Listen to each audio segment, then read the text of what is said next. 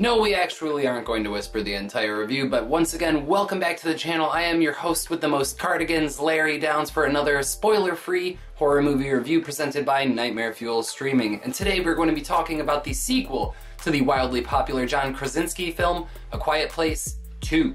Once again, this movie was written and directed by John Krasinski, whom you might know from some popular TV show somewhere. But A Quiet Place was his debut for horror on the big screen, and in my opinion created a totally unique and visceral experience that, although it's dull to some senses, it more than makes up for it in the others. It's that kind of fresh writing and experimentation that brings the spice to the Hollywood experience, and the spice must flow. Let's move on to the movie anyway, and although it does not contain spoilers for the second film, it most certainly contains spoilers for the first film since these movies are connected. And if you don't want the first movie spoiled for you, now is the time to veer away. Go on, get out of here. Go on, this isn't for you. Now roll it. A Quiet Place 2 seamlessly follows up on the events that happened in the Abbott family residence in the first film. The Abbott family is in pretty rough shape.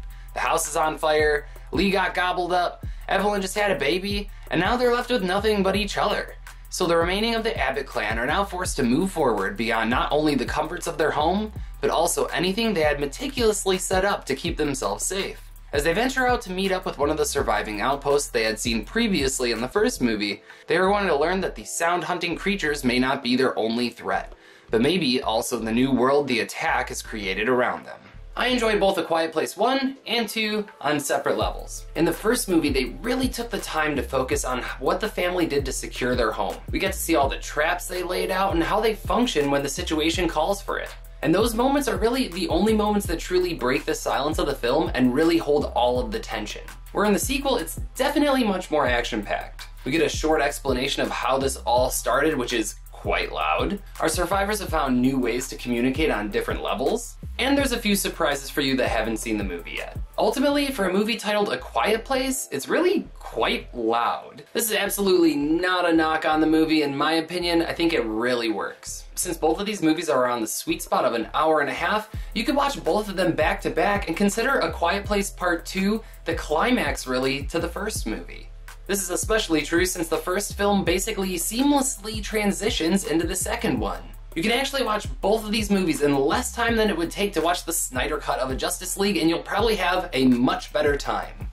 As was the case with the first movie, I think all the actors knocked it out of the park with this one. Emily Blunt was even more badass than she was in the first movie, constantly keeping her cool and maintaining the calm of her family around her. Millicent Simmons is just an absolutely fun character to watch. As she's the most prone to be in a dangerous situation in this kind of setting, it's just an absolute blast to watch her in action. Noah Jupe plays Marcus Abbott, who is constantly dealt a bad hand in all of these movies, and he always pulls through, making his scenes the most tense and most of the time, the most fun to watch. And most importantly, the best actor in this whole movie was that freaking baby that barely made a peep throughout this whole movie. It acted its little butt off. That to me was really the only issue I had with having an infant on the setting of this story, but ultimately for the times it does make noise, it most certainly makes up for it.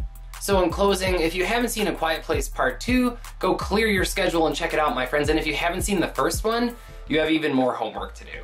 Thank you all once again for watching. Make sure that if you like these videos that you click that like and subscribe button to make sure that you keep up to date with all of our future projects, which include horror and sci-fi movie reviews and live video gaming streams where you can hop on the chat and tell me that my opinions are wrong. And much, much more. Once again, I am your host, Larry Downs, with another horror movie review presented by Nightmare Fuel Streaming. And until next time, stay spooky, my friends, and we'll see you in the sequel.